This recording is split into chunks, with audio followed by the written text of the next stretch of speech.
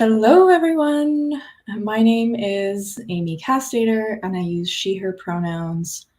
And I'm here with you today as a settler on the traditional territory of the Wendat, the Anishinaabe, including the Mississaugas of the Credit and the Chippewa peoples, in the Haudenosaunee, which is covered by Treaty 13 and the Williams Treaties, as well as the Dish with One Spoon Wampum Covenant.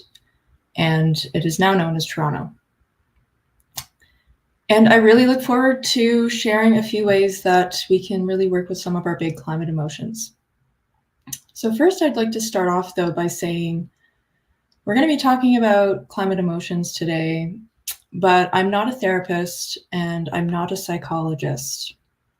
What I am is a climate activist, a community builder, a facilitator, a founder, and a life coach. And so through all of these experiences, I have been involved in the intersection of mental health and climate change in a number of different capacities. Mostly it's been through my coaching work as a life coach and as the president of the community group Carbon Conversations TO. And what we do is host courageous conversations about climate change.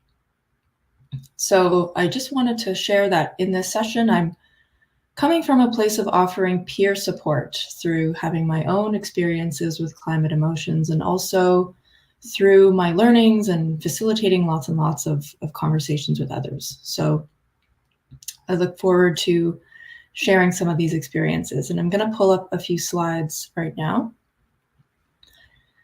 And so today there will be a couple of short exercises. I'll actually go back. There'll be a couple of short exercises. So if you have a pen and a piece of paper or just something to write with or type with, that would be great. It's not necessary, but that would be ideal. So let's get started. I know that this talk is called Working with Eco-Anxiety, but what I really wanted to acknowledge is that anxiety is actually just one of the reactions that we can feel in response to the times that we're living in. And a lot of people who are really working in this intersection of climate and mental health prefer to label it as climate distress because it's kind of a broader capture of the range of things that we can feel. And I think that's an important point because accurately naming what we're feeling is also really what can help us to actually viscerally feel the feeling and then release that energy of the feeling that we have. And so I just wanted to get into a couple of definitions, and this was curated by With Many Roots. So this might be helpful for you. I'll also see if I can share the link in the chat as well.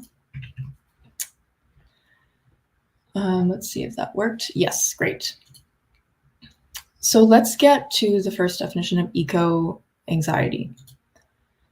This is defined as a chronic fear of environmental doom. So it's the fear that's the emotion that's present.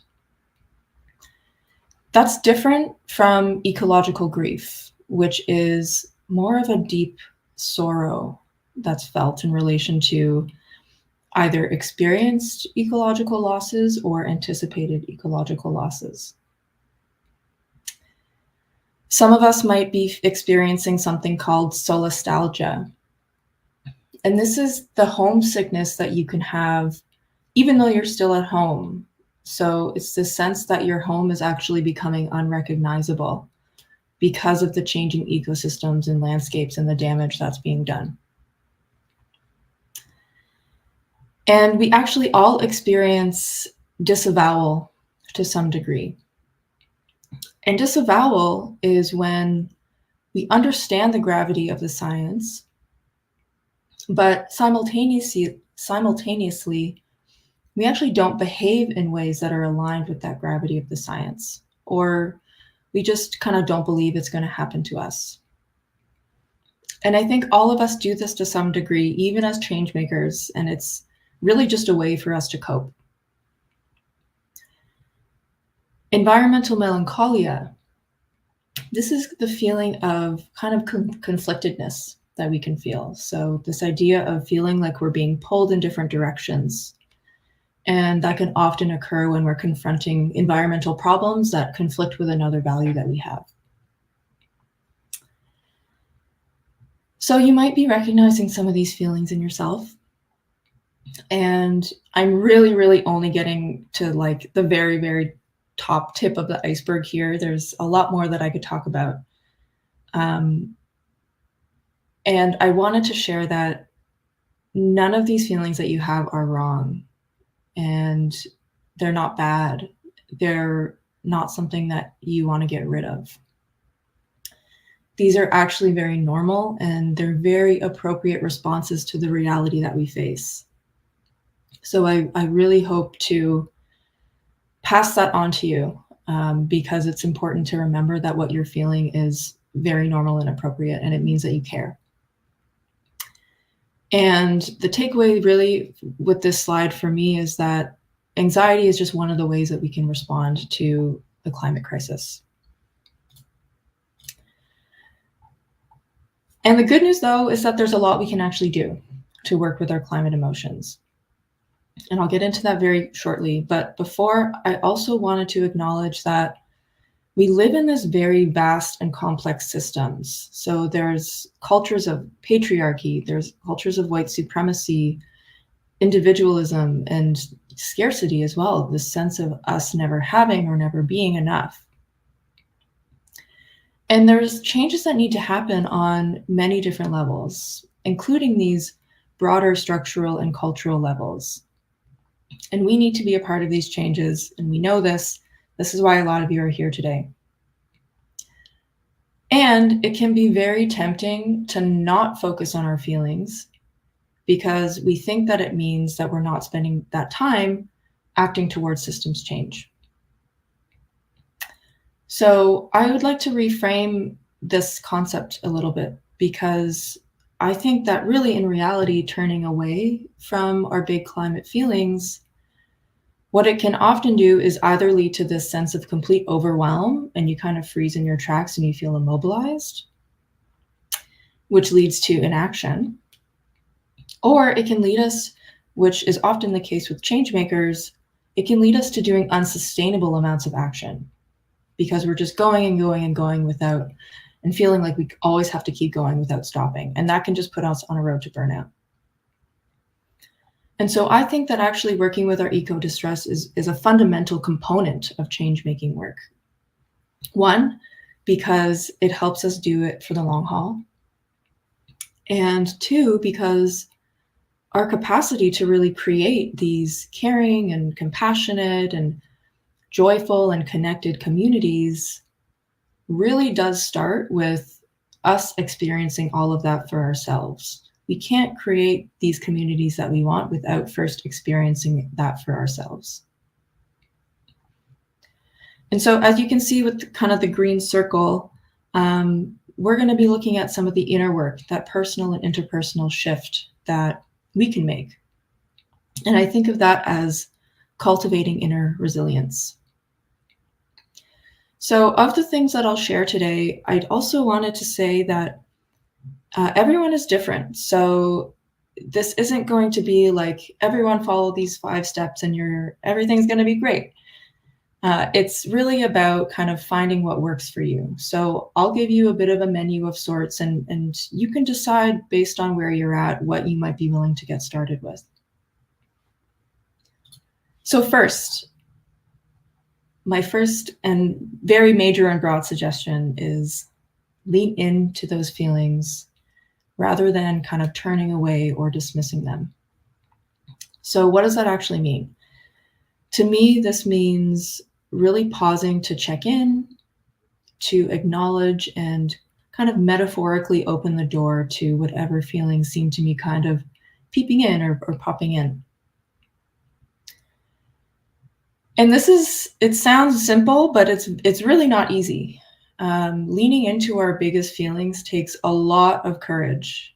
And I think that's because when we really allow ourselves to really feel the depth of the grief or of the pain or of the shame or any of the fear and confusion that we have about what's going on, we're putting ourselves in this very vulnerable position.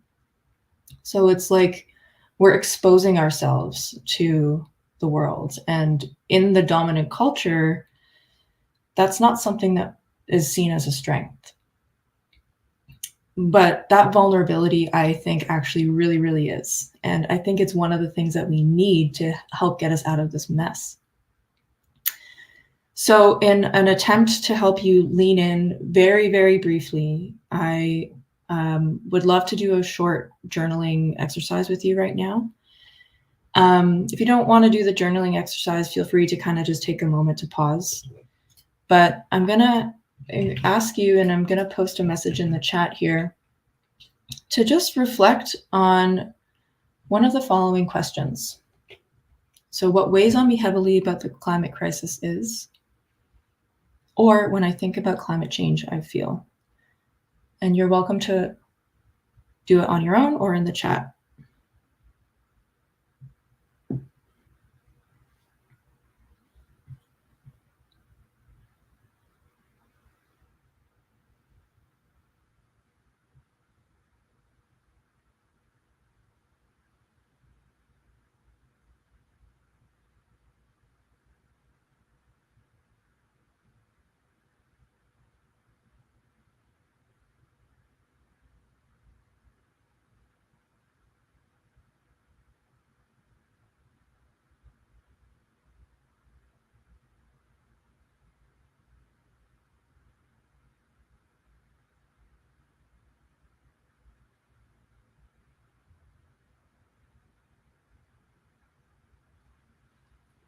Okay.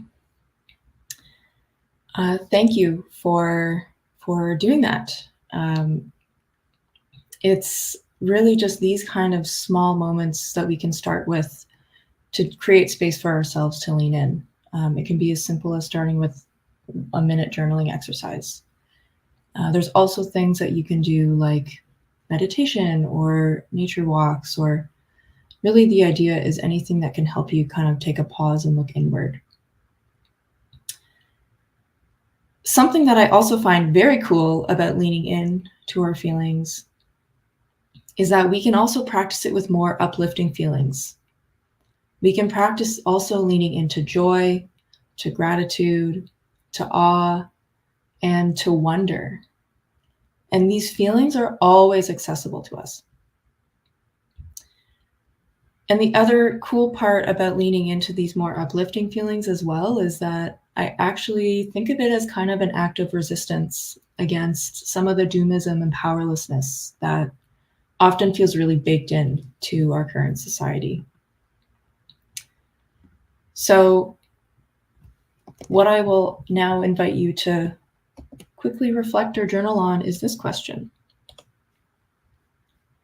What I love about being alive is.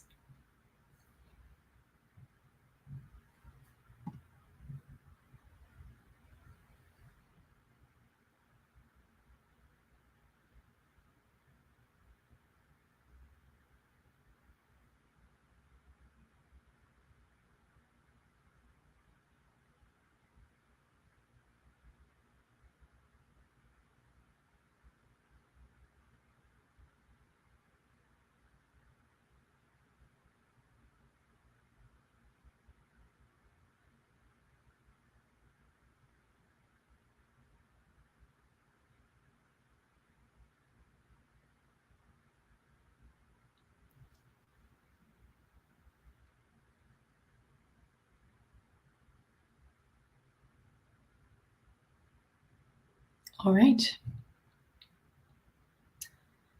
Thank you, everyone. And hopefully you learned kind of a little quick thing about yourself through some of those exercises.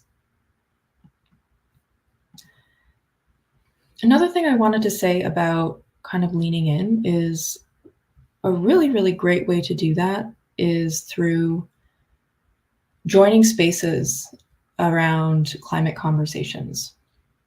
And there are so many of these kinds of spaces popping up right now. If you look up climate cafes, there's a ton of them popping up around. There's also ecological grief groups. like the Good Grief Network, who host more kind of in-depth sessions on working through and processing our emotional grief and pain. And there's also an emergence of climate-aware therapists and even group therapy programs around climate change. So I think kind of these conversations about climate change are so important. And if you haven't experienced them for yourself, I feel that it's just so powerful to have your experience, your very authentic experience on how you're feeling witnessed without judgment. And it's a great way for you to see that you're not alone as well.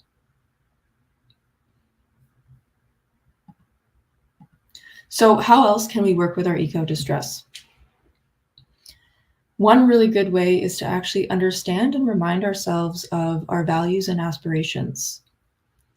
So our values and aspirations are really the things, the beliefs that we hold deeply about ourselves and about the world and what's important to us. And so really I kind of think of them as the fundamental principles to really living our lives with intention. So, for example, we can value ways we aspire to show up, like with compassion or curiosity or authenticity. We can value relationships with the human and with the non-human world. So like family or nature or community or spirituality.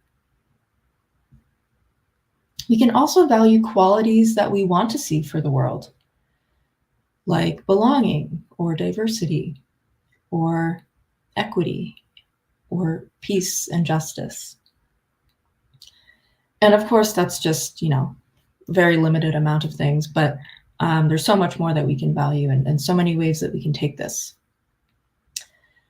And one thing that I like about this in terms of how it relates to our eco-distress is that because we have such limited energy, our values can be kind of act as like a compass to help us focus on where to spend that energy.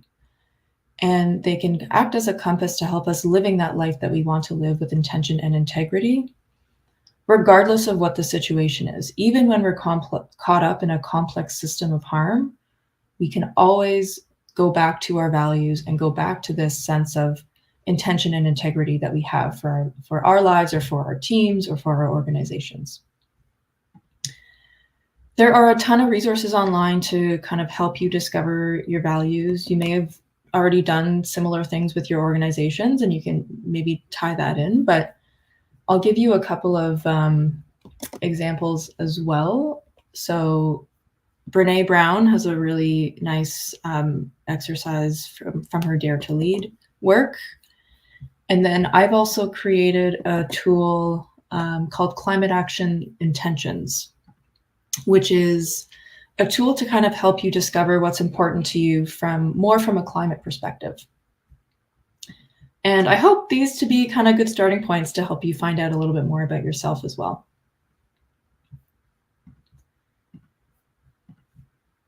The next thing that I want to share is that I believe that we really have more power than we give ourselves credit for.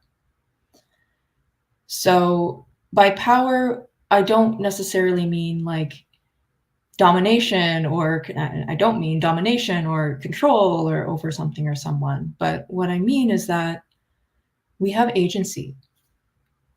And so no matter what situation we're in, we always have a choice about how we respond. We have a choice about what we say, we have a choice about what we do, and we can always own that power that we have with whatever choices are available to us. So for example, we can choose to dream deeper. We can choose to see from a perspective of possibility and imagination.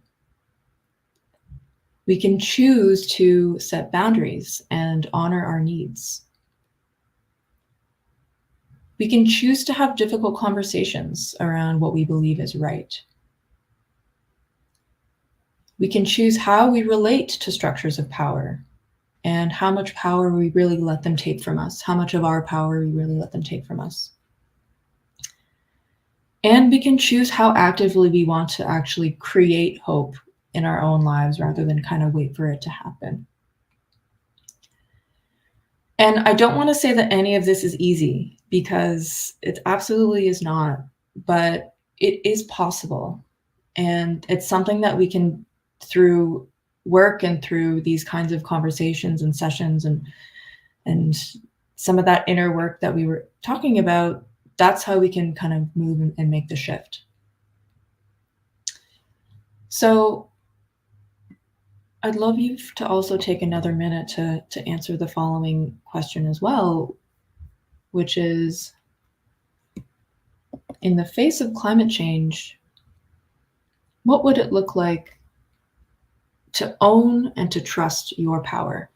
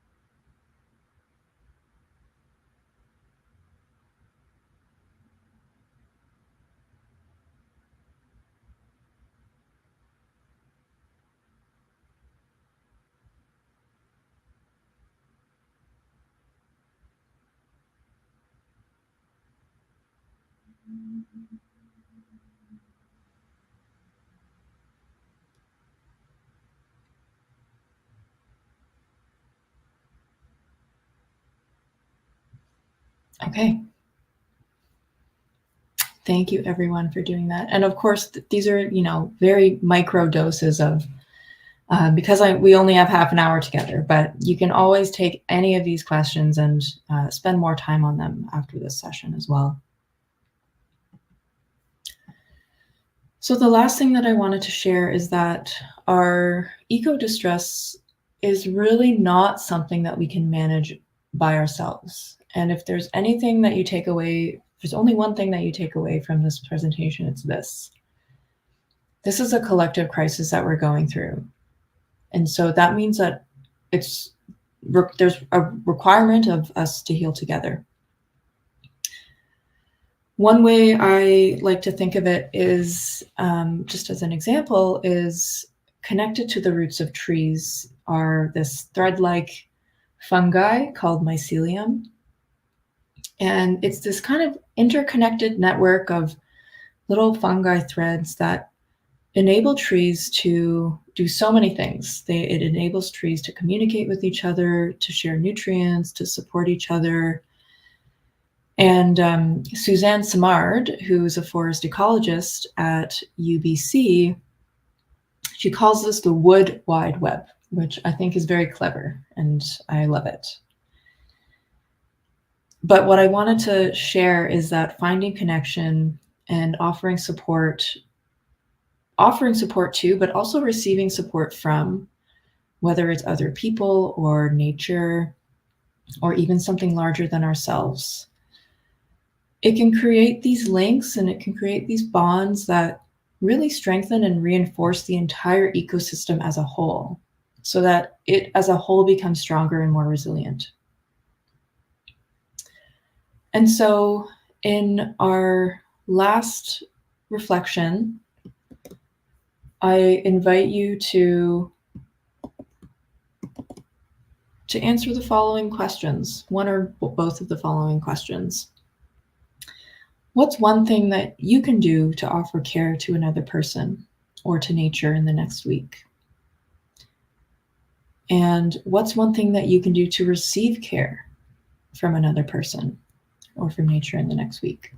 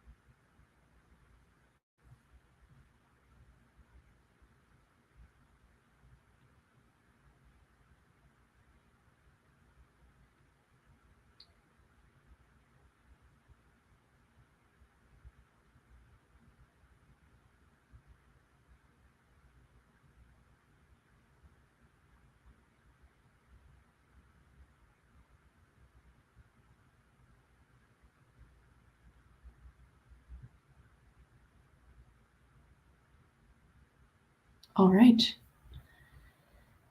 So I believe that is it.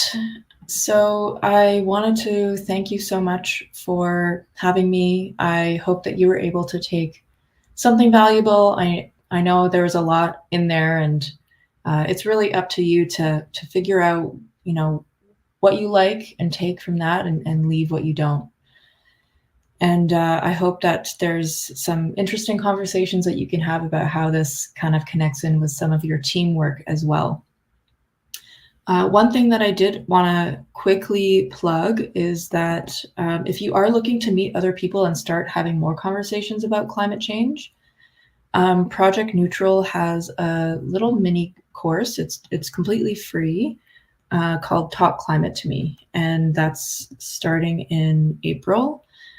So it's a nice kind of intro way to start talking, dip your toe into talking about your climate related emotions with a non-judgmental group. So I'll also put that into the chat. And otherwise, I have a couple of minutes to answer any questions or hear any thoughts or anything like that. But if there's nothing, then we can also just say farewell.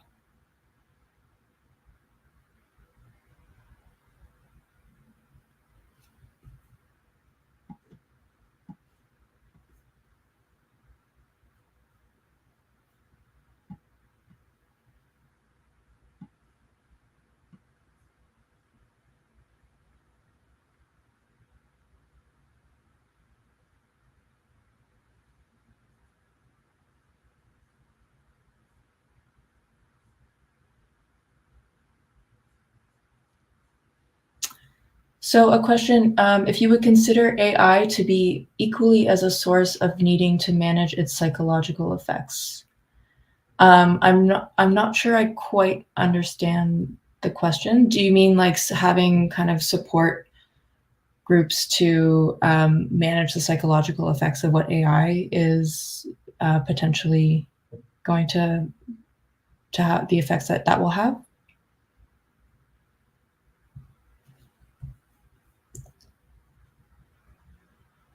Oh, yes, right.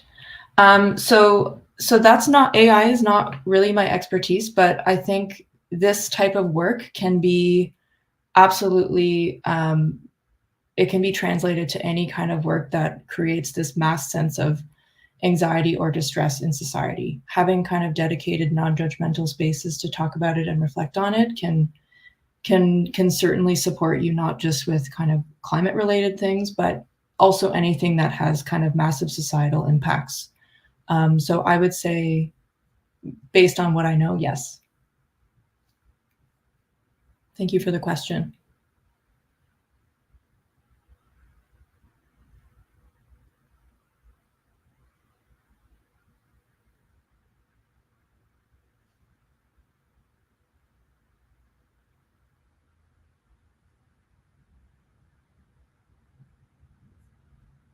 All right. Well, thanks everyone, and we'll hope to talk to you soon.